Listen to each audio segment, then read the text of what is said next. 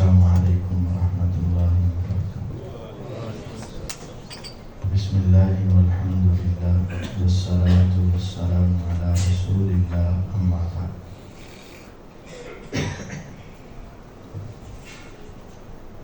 اعوذ باللہ من الشیطان الرجیم، بسم اللہ الرحمن الرحیم۔ وقال الذين لا يرجون لقاءنا لولا أنزل علينا الملائكة أو نرى ربنا۔ وہ کافر جنہیں ہماری ملاقات کی امید ہی نہیں تھی، مر کر دوبارہ زندہ ہونے کا تصور نہیں، تو وہ کہتے ہیں اس پیغمبر کو اگر ہم سچا مانتے ہیں تو اس کے اوپر اس کے حق ہونے کے لیے ہمیں آ کر فرشتے کیوں نہیں بتاتے؟ لولا انزل علینا الملائکہ، ہمارے پاس فرشتے کیوں نہیں آتے اور آ کر کہیں کہ یہ سچا نبی ہے تو ہم مان لیں گے۔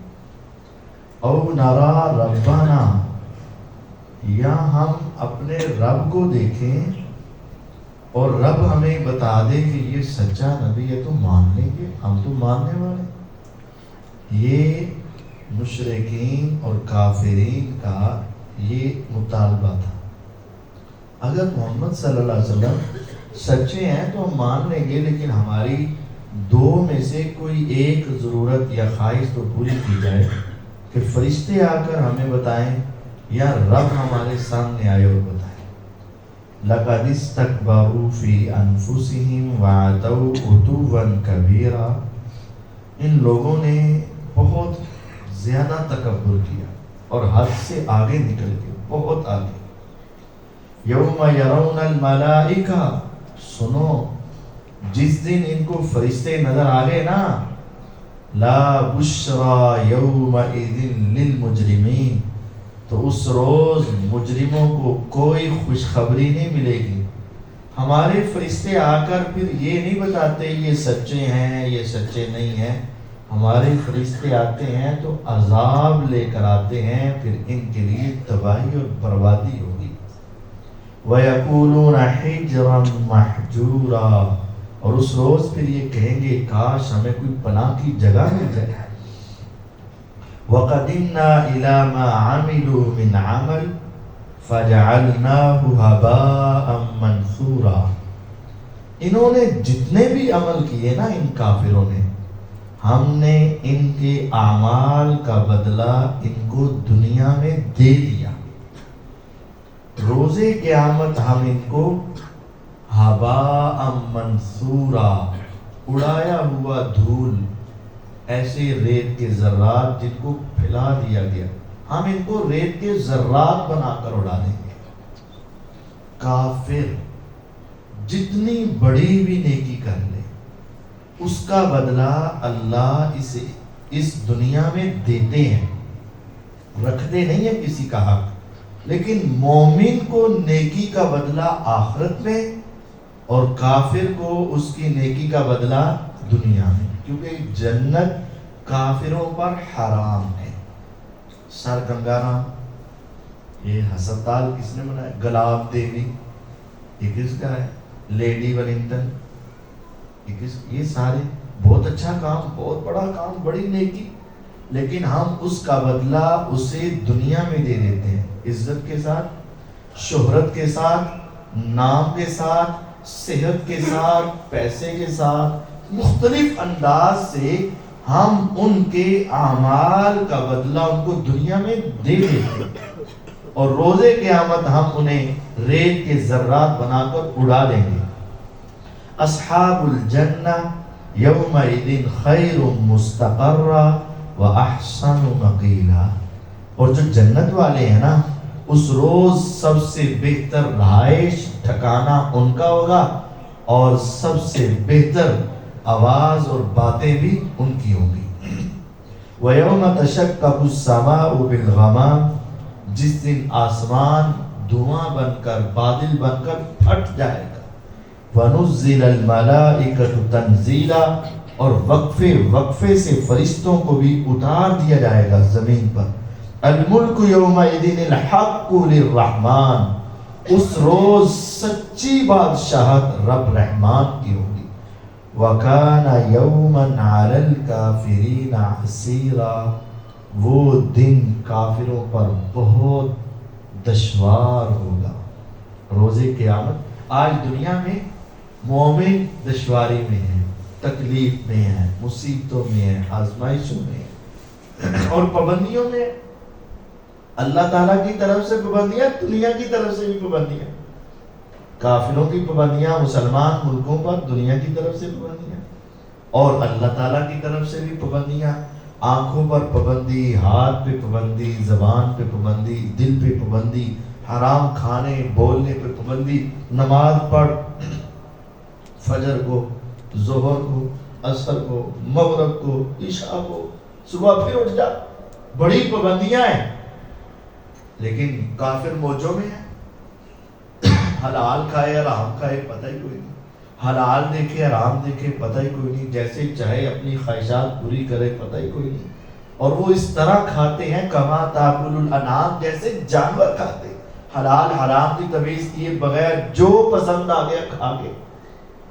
لیکن روز قیامت وَكَانَ يَوْمًا عَلَى الْكَافِرِينَ عَسِيرًا، وہ دن کافروں پہ بہت مشقت والا ہوگا، تنگ ہوگا، دشوار ہوگا. وَيَوْمَ يَعَضُّ الظَّالِمُ عَلَى يَدَيْهِ، اس روز ظالم اپنے ہاتھوں پہ کاٹے گا، ریئلی کاٹے گا، اپنا چمڑا کاٹے گا. یقول یا لیتنی اتخذت مع الرسول سبیلا، ارے کیوں کاٹ رہے اپنے آپ کو؟ کہے گا کاش میں دنیا میں رسول کا راستہ اپنا لیتا، اپنی مرضی نہ. آج اسے کہا جاتا ہے سنت پہ عمل کر لے، مانتا ہی نہیں. آج اسے کہا جاتا ہے سنت کے مطابق اپنے اعمال بنا لے، مانتا ہی نہیں. آج کہتا ہے مجھے میرے ماں باپ نے، باپ دادا نے جہاں چھوڑا میں ادھر ٹھیک، میں جتنے لگا بس ٹھیک لگا، جہاں لگاؤ بس صحیح لگاؤ.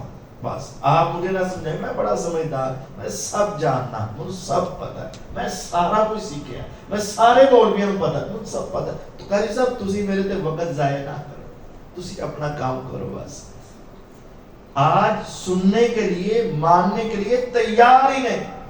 وَيَوْمَ يَعَضُّ الظَّالِمُ، اس روز ظالم اپنے ہاتھوں میں کاٹے گا، اپنے آپ پر غصہ آئے گا، اسے اپنے آپ کے اوپر غصہ چڑھے گا اور وہ کہے گا یا لیتنی اتخذت مع الرسول سبیلا، ہائے کاش میں دنیا میں رسول کا راستہ اپنا لیتا. یا ویلتا لیتنی لم اتخذ فلانا خلیلا، ہائے کاش میں فلاں کو اپنا دوست نہ بناتا. آج کہتے ہیں تیرے بغیر میں رہ نہیں سکتا، تیرے ساتھ جانا ہے، ہما یاراں دوزخ ہما یاراں بہشت. یہ فارسی میں بنایا ہوا ہے، یاراں دے نال رہنا ہے، پاویں جنت ملے پاویں جہنم ملے. جہاں دوست جائیں گے، جہاں یار جائیں گے، جہاں میرے بیلی جائیں گے، میں بھی ان کے ساتھ ہی ہوں. دوستوں کے ساتھ ہی جنت میں، دوستوں کے ساتھ جہنم میں. یہاں تک کہہ دیتے تیرے ساتھ جہنم بھی جانا پڑے میں چلا جاؤں گا، تیرے پیچھے مجھے جہنم بھی جانا پڑے چلا جاؤں گا. اس روز وہ کہے گا کاش میں فلاں کو اپنا خلیل نہ بناتا. خلیل گہرا دوست، جگری دوست. محبت کے کئی درجات ہیں اور سب سے اعلیٰ درجہ، سب سے بڑی محبت اسے خلت کہتے ہیں، خلیل کہتے ہیں. میرے پیغمبر علیہ السلام نے فرمایا اگر میں انسانوں میں، یہ حدیث ذرا اپنے دلوں پہ لکھو اور پھر سوچو ہم کہاں ہیں، اگر میں انسانوں میں کسی کو اپنا خلیل بنانا ہوتا تو میں ابو بکر رضی اللہ عنہ کو اپنا خلیل بنا لیتا. لیکن وَلَٰكِنَّ اللَّهَ اتَّخَذَنِي خَلِيلًا، رب نے مجھے اپنا خلیل بنا لیا، تو پھر اللہ کے مقابلے میں تو ابو بکر نہیں آ سکتے نا. اب دیکھیں اللہ کے بعد اگر میں دنیا میں کسی کو بنانا ہوتا تو کون؟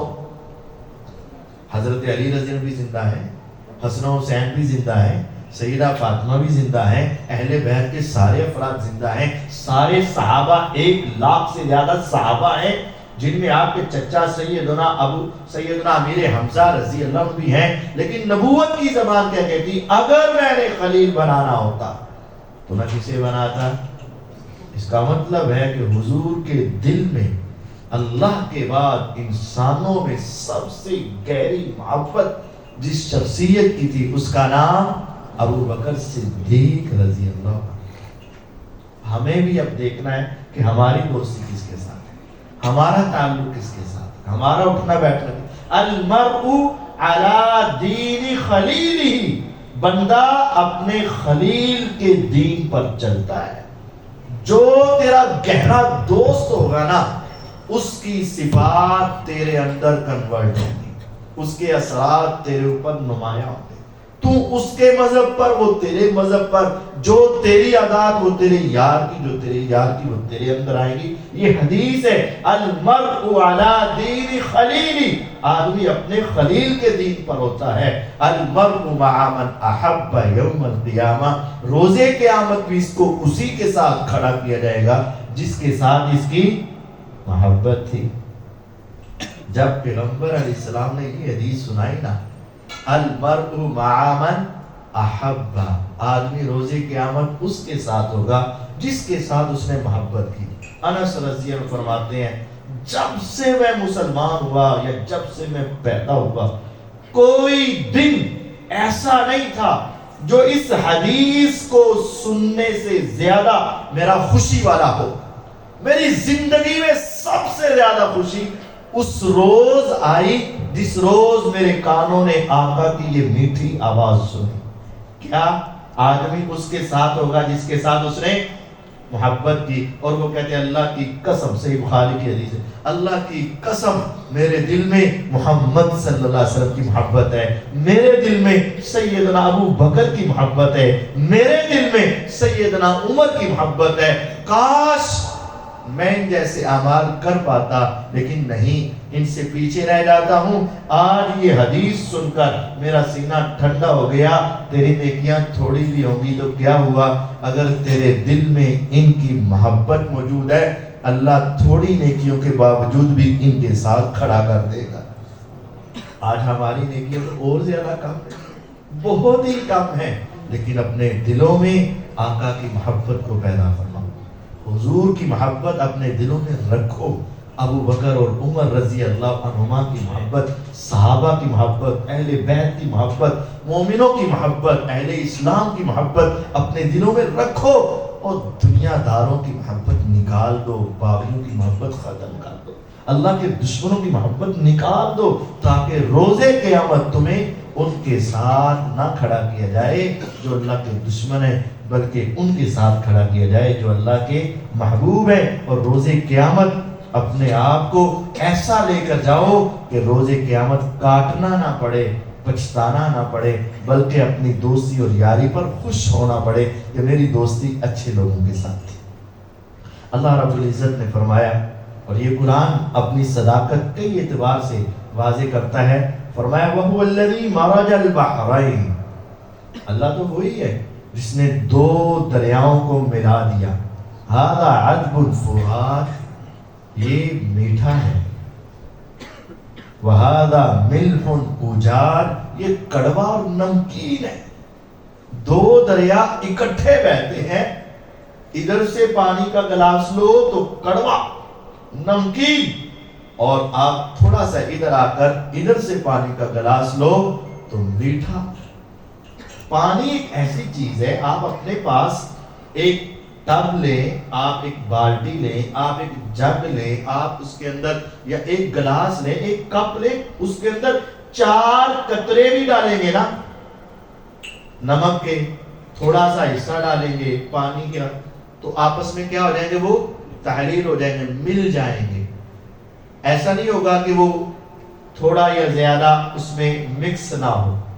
وہ رب ہے جس نے ایسا دریا چلائے، بالکل برابر جا رہے ہیں، اور یہ پانی ادھر مکس نہیں ہو رہا اور وہ پانی ادھر مکس، یہ گرم، یہ ٹھنڈا، یہ کڑوا، یہ میٹھا، اور دونوں جا رہے ہیں. وَجَعَلَ بَيْنَهُمَا بَرْزَخًا وَحِجْرًا مَحْجُورًا. ان کے درمیان رب نے ایسی رکاوٹ رکھی ہے، انسانی عقل، انسانی آنکھ اس رکاوٹ کو دیکھ نہیں سکتی کہ یہ پانی مل کیوں نہیں رہا، یہ پانی آپس میں مکس کیوں نہیں ہو رہا. چلے یہ کنارہ رہا، یہ کنارہ رہا، لیکن درمیان میں جہاں آپس میں ان دونوں کو ملنے کا موقع ملتا ہے وہاں تو مکس ہونا چاہیے نا. اگر یہ نمکین ہے، یہ میٹھا ہے، تو دونوں ملے تو نمکین اور میٹھا دونوں کے ذائقے آئے. یا اس کی نمکینی کم ہو جائے یا اس کا میٹھا کم ہو جائے، ایسا بھی نہیں ہے. ملح اجاج، نمکین خوب نمکین اور کڑوا خوب کڑوا، اور وہ میٹھا اور خوب میٹھا. میرے آقا نے تو جدے کا سمندر بھی نہیں دیکھا تھا. تاریخ سیرت ہمیں بتاتی ہے حضور نے کسی سمندر کا سفر نہیں کیا، کسی دریا کا سفر نہیں کیا، کسی دریا کے کنارے پر میرے آقا زندگی میں نہیں گئے. ان کو کیسے پتا چل گیا کہ دنیا میں ایک ایسا بھی ہے، اور ایسا ہے جو عقل کے خلاف ہے. لیکن آج دنیا، ابھی نیٹ پہ آپ 4 انگلیاں گھماؤ آپ کو پتا چل جائے گا ہاں دنیا میں ایسا دریا ہے.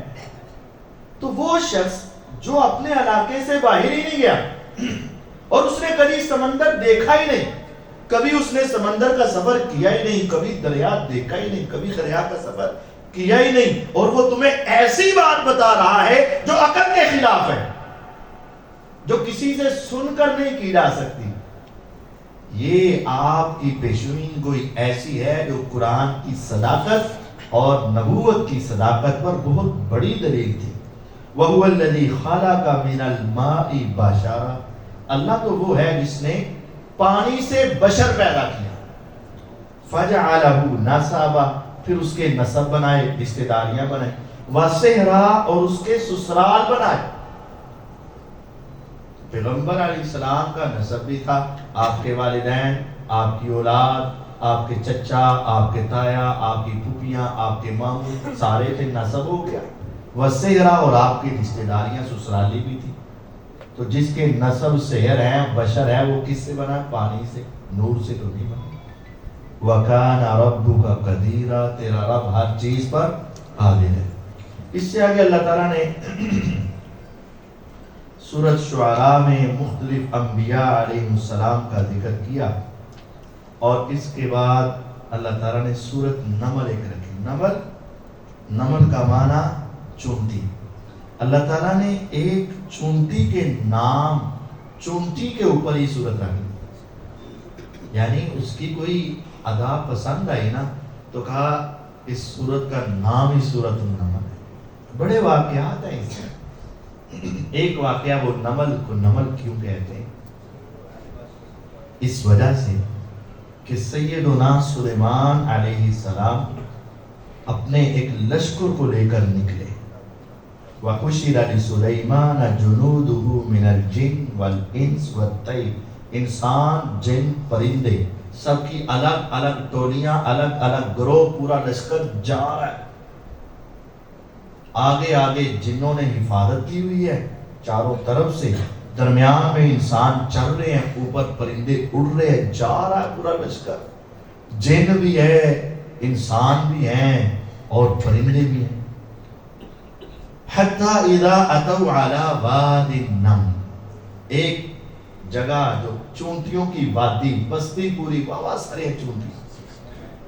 قالت نملہ، ایک چونٹی کہنے لگی، یا ایھا النمل ادخلوا مساکن، اے چونٹیوں جلدی جلدی فٹافٹ اپنی کھڈوں میں، اپنی بلوں میں گھس جاؤ.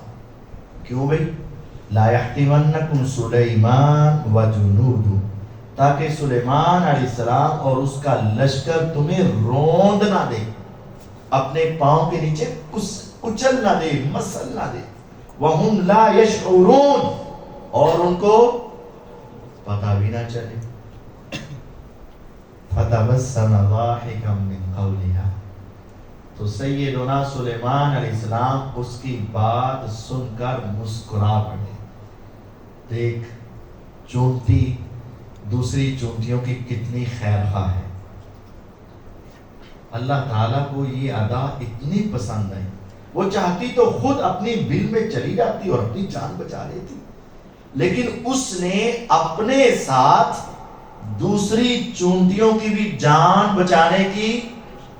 تو جو دوسروں کا بھلا سوچتا ہے نا، رب کو وہ بڑا پسند آتا ہے.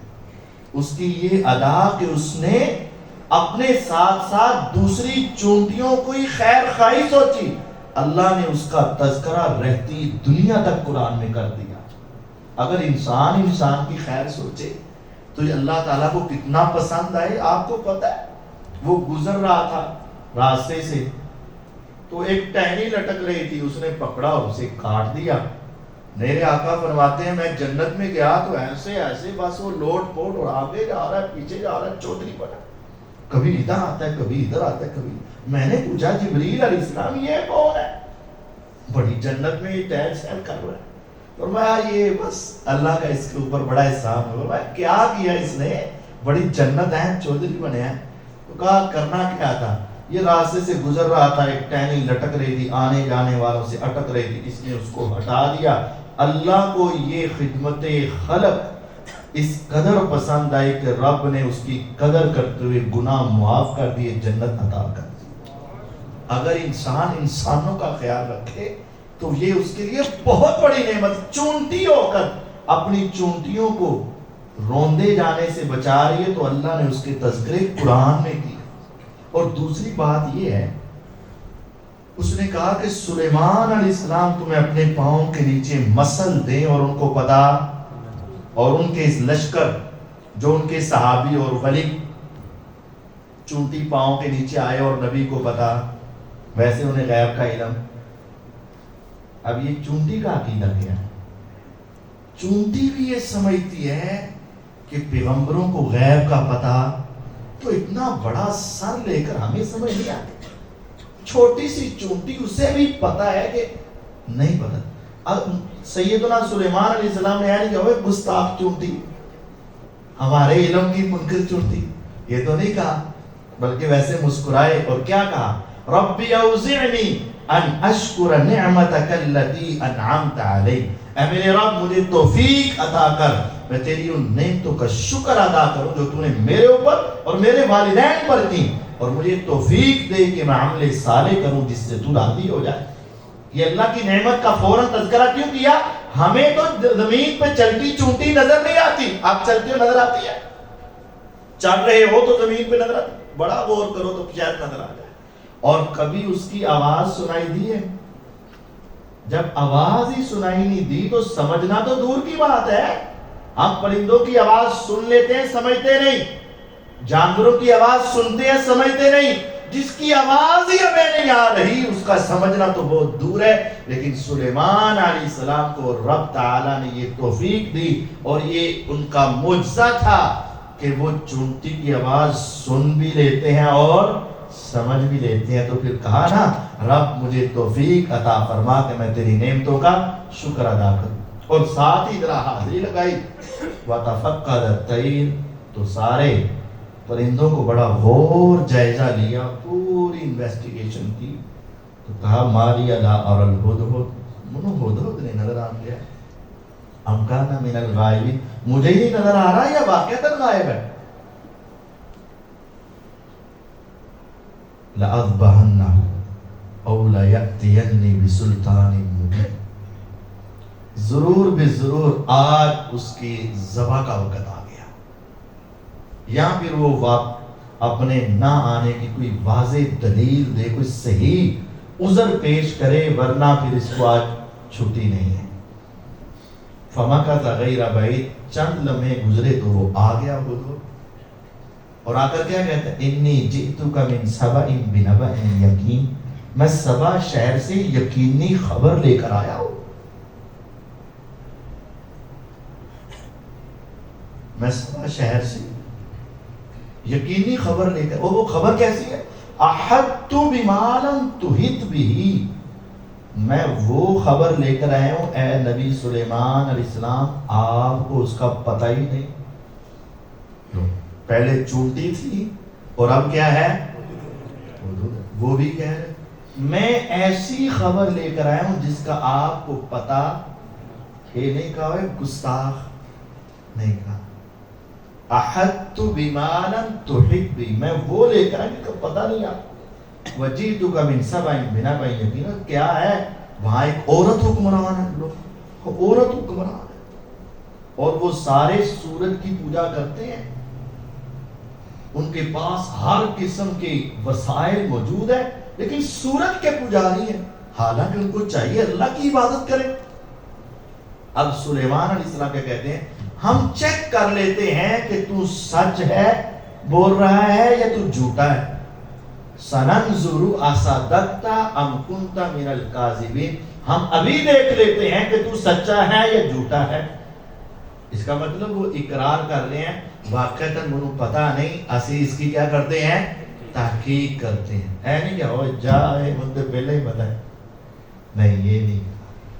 یہ کہا کہ ہم دیکھ، قرآن ہے، قرآن سورۃ نمل 1912 دیکھ لیں اپنے گھروں میں جا کے، ہم دیکھیں گے کہ تو سچا ہے کہ نہیں جھوٹا ہے. کہا یہ خط لے جا، اس کو دے، پتا چلے گا کیا جواب آتا ہے. لے گئے، انہ من سلیمان و انہ بسم اللہ الرحمن الرحیم، آ جاؤ مسلمان ہو جاؤ. اور وہ خط گیا، اس نے پھینکا، واپس جواب آیا. پھر وہ سلیمان علیہ السلام کو اس نے سارے ملکہ بلقیس نے تحفے شفے بھیجے. کہا اگر دنیا کا بادشاہ ہوگا پیسہ دے کے رالیں ٹپک جائیں گی. یہاں ہی تو ہوتا ہے، ہمارے بڑے بڑے بھی سارے بک جاتے ہیں بس پیسے کی خاطر. اس نے بھی کہا دنیا کے بادشاہ ہوں گے پیسہ لے کے بس جائیں گے. وہ سارے پیسے لے کر آئے. تو سلیمان علیہ السلام تو اللہ کے پیغمبر تھے. اتمدوننی بمال، اور مجھے مال، لالچ، پیسہ خریدنا چاہتے ہو؟ فما آتانی اللہ خیر مما آتاکم، جو رب نے مجھے دیا ہے نا تم سے بہت آگے کا دیا ہے، تم بہت پیچھے ہو گئے. جاؤ اپنے تحفے لے جاؤ. تم مال دے کر خوش ہوتے ہو، ہم نہیں. تیار ہو جاؤ، مسلمان ہونا ہے ٹھیک ہے، نہیں تیار ہو، میں آ رہا ہوں. ایسا لشکر لے کے آؤں گا سامنا نہیں کر پاؤ گے. اور ساتھ کہا کون ہے؟ اس کا تخت ہی اٹھا کے لے. ایک عفریت جن کہتا کہ آپ کی مجلس ختم ہونے سے پہلے، درس ختم ہونے سے پہلے آ جائے. اور جس کے پاس کتاب کا علم، کوئی اللہ کا ولی، اس نے دعا کی، فوراً تخت آنکھ جھپکنے سے پہلے جب وہ تخت دیکھا تو کہا ہذا من فضلی، کس کا فضل؟ کہا ایت نہیں کہا تسی بڑی کرنی پرنی والے ہو، آج تو بات آئی تو اڑے. ہم کسی کی کرامت دیکھ لیں تو ہم فوراً کرامت دے کر اس بندے کی کیا ہو جاتے ہیں؟ بیعت. آپ نے یہ نہیں کہا یار تو بڑا کرامت والا، آئی تو بات تیری بیعت. نہیں، کیا کہا ھذا من فضلی. اگر کرامت کسی ولی کی دعا قبول ہوتی ہے تو یہ کس کا فضل ہے؟ اس نے قبول کیا، اس میں تیرا کیا کمال ہے؟ تو نے تو مانگا، اس نے دے دیا. دیا تو اس نے، نہ دیتا تو پھر یہ نہیں کہا یہ تیرا فضل، تیرا احسان، تیری طاقت، تیری کرامت. نہیں، ھذا من فضلی ربی، یہ میرے رب کا فضل ہے، تیری دعا قبول کر لی. کہا اچھا اس کو تھوڑا سا نا تبدیل کر دو. اتنے میں پیچھے ملکہ بلقیس کو بھی سمجھ آ گئی پیسے نہیں لیتا یہ سچا نبی ہے. وہ آ گئی اور اسے کہا دیکھا تیرا تخت بھی اس طرح کا تو نہیں ہے. اس نے بغور دیکھا، بڑی سمجھدار عورت تھی. بغور دیکھے نہیں، اس جیسا نہیں وہی ہے. کتنا اس نے پہچانا، حالانکہ تصور نہیں تھا دوسرے ملک سے یہاں آ جائے. کہنے لگی کہ وَأُوتِينَا الْعِلْمَ مِنْ قَبْلِهَا، سنوں پہلے ہی پتہ چل دیا تھا، یہاں آنے سے پہلے میں سمجھ گئی تھی. پھر اس کو کہا داخل ہو محل میں.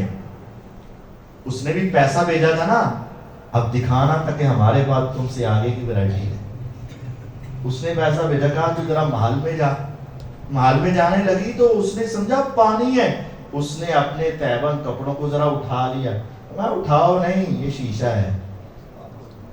انہ صرح ممرد من قواری، یہ پانی نہیں ہے، یہ شیشہ ہے، محسوس پانی ہوتا ہے. چل اس کو بھی پتا چلا کہ واقعتاً رب نے ان کو ہم سے آگے کا نوازا. اس وقت کہنے لگی اسلمت مع سلیمان للہ رب العالمین، میں سلیمان پیغمبر پہ اسلام لے آئی، اللہ رب العالمین کی توحید کا اقرار کر لیا. اپنے عقائد کی اصلاح کرو، اپنے عقائد کی خیر مناؤ، ان لوگوں سے اور ان واقعات سے سیکھو. ہمارا عقیدہ کیا ہونا چاہیے؟ اسی میں کامیابی، اسی میں کامرانی۔ قرآن کے عقیدے سچے عقیدے ہیں، دنیا کی سنی سنائی باتیں جھوٹی باتیں ہیں۔ قرآن میں بیان کردہ واقعات سچے واقعات، دنیا کے بنائے ہوئے واقعات جھوٹے واقعات ہیں۔